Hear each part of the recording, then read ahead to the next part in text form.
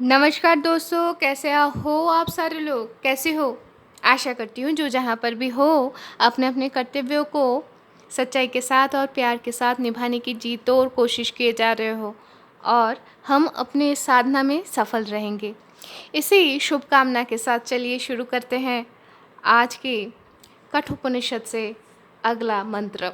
हम ये उपनिषद पढ़ रहे हैं, उपनिषद अखंड संस्करण हरक प्रकाशनी से प्रकाशित इस किताब से। और ये जो किताब है इसका अनुवाद और संपादना किए हैं अतुल चंद्र सेन, सीतानाथ तत्भूषण और महेश चंद्र घोष महाशय। तो चलिए शुरू करते हैं। तो चले जाते हैं पहले कठोपनिषद तक। कठोपनिषद कोई भी उपनिषद के पाठ शुरू करने से पहले मन को शांत करना ज़रूरी होती है। तो चलिए हम शुरू करते हैं शांति पाठ से। ओम सह नावधतु सह नौ भुनक्तु सह वीर्यं करावहै तेजस्वी नावधीतमस्तु माँ विद्विषावहै। ओम शांति शांति शांति।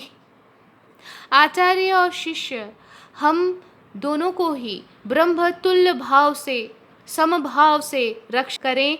ब्रह्म हमारे दोनों को ही विद्या फल तुल्य भाव से भोग करवाए और हमारे उभय को ही समभाव से विद्या लाभ की उपयुक्त वीर्य सामर्थ्य लाभ करने में सक्षम हो। हम जो विद्या लाभ करें वो सफल हो। हम एक दूसरे को विद्वेष ना करें। हमारे आध्यात्मिक, आधिदैविक और आधिभौतिक ये त्रिविध विघ्न का शांति हो। हम अभी तक कठोपनिषद के जहाँ तक पढ़े हैं तो चलिए एक बात देख लेते हैं। उशन हवै बाजस्रवशः सर्ववेद संददौ तस्य ह नचिकेता नाम पुत्र आस तं ह कुमारं संतं दक्षिणासु नियमानासु श्रद्धाविवेश सो अमन्नत पीतोदका जगद्धत्रीणा दुग्धदोहा निरिन्द्रियः अनन्दा नाम ते लोकास्तान् स गच्छति ता ददत् स होवाच पितरं तत कस्मै मां दास्यसीति द्वितीयं तृतीयं तं होवाच मृतवे त्वा ददामीति। बहुनामेमि प्रथमो बहुनामेमि मध्यमः किंस्वित् जमस्य कर्तव्यं जन्मयाद् करिष्यति। अनुपश्य यथा पूर्वे प्रतिपश्य तथा परे शस्यमीव मर्तः पच्यते शस्यमीवा जायते पुनः। यहाँ तक हम लोग जाने हैं बाजस्रवश मुनि जो यज्ञ फल लाभ की कामना हेतु पूरा काल में विश्वजीत यज्ञ संपादन किए थे और उसके बाद अपने सर्वस्व दान स्वरूप दे दिए थे। इसी मुनि के एक पुत्र थे जिनका नाम था नचिकेता। वाजस्रवश मुनि यज्ञ संपादन के बाद ऋत्विक और सदस्यगण को दक्षिणा स्वरूप देने के लिए कुछ गाभी यानी गाय मंगवाए थे, मतलब लाए थे।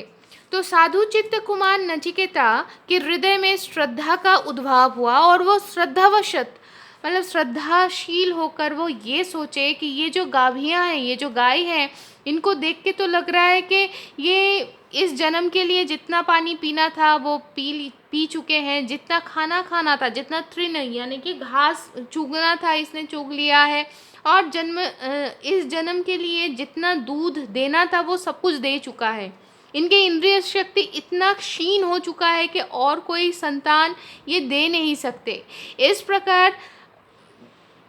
प्रकार हीन शक्ति मतलब इतना क्षीण शक्ति के गाभी अगर यजमान दक्षिणा स्वरूप दान करते हैं तो मृत्यु के उपरांत उनके पिताजी आनंद नाम के एक आनंदहीन लोक में गमन करेंगे। मतलब उनका अधोगति होगा, ऊर्ध्वगति मतलब उन्नति नहीं होकर अधोगति होंगे।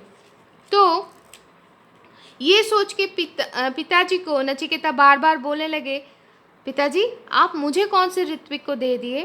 तो ऐसे बार बार पूछने से पिताजी गुस्से में आके बोलने लगे, मतलब बाजस्रवश मुनि बोलने लगे, मैं तुम्हें यम को दे दिया।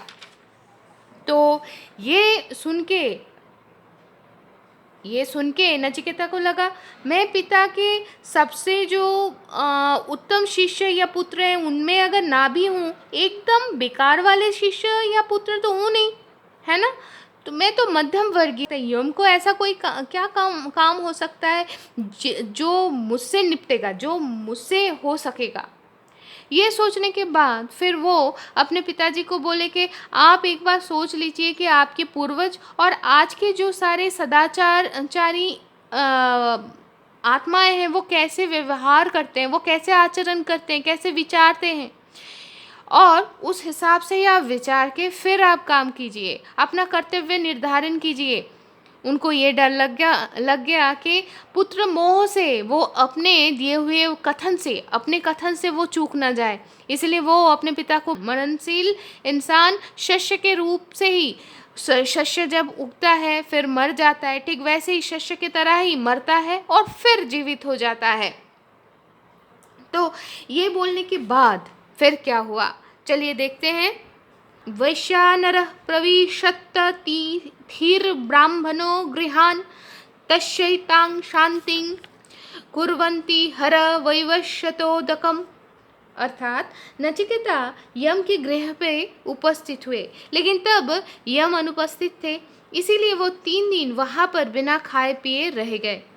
इसके बाद जब यमराज अपने गृह पे प्रत्यागमन किए तो उनके जो भाई बंधु सगे संबंधी हैं वो बोले ब्राह्मण अतिथि हैं और वो साक्षात अग्नि के माफिक गृहस्थ के गृह में प्रवेश किए हैं, इसीलिए गृहस्थ के काम है, ये प्रतिपाद्य है कि वो उनके पाद्य और आसन आदि द्वारा उनका मतलब उनको विश्राम करने के लिए उनका आयोजन करें, और आप उनके चरण मतलब पानी से धो दे, मतलब अभिषेक करें।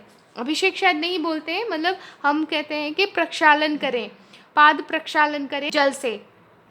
इसका कारण ये है नचिकेता सिर्फ ब्राह्मण पुत्र थे ऐसा नहीं था, वो ब्रह्मचारी थे और वो श्रद्धाशील थे, इसलिए उनके अंदर जो सच था वो अमोघ था और उनके अंदर इसीलिए ब्रह्म तेज से वो तेजस्वी थे, इसीलिए यम के जो सगे संबंधी है उनको ये बोल के संबोधित किए कि अग्नि समान है, ये अग्नि समान है, ये इनको अगर आप सही तरीके से आवभगत नहीं करोगे तो आपका अमंगल ज़रूर होगा, हमें ऐसा ही लग रहा है। और वे यम को बोले कि इसके सही सत्कार कीजिए। तो दोस्तों आज के लिए यहाँ तक ही। फिर क्या होगा, फिर क्या हुआ यम के गृह में, यमराज के घर पे नचिकेता की या दोनों के बीच में क्या वार्तालाप हुई, हम जानेंगे अगले हफ्ते, अगले ही एपिसोड में, अगले मंत्र में। तब तक के लिए सारे अच्छे से रहिए और प्रार्थना में रहिए। शुभमस्तु।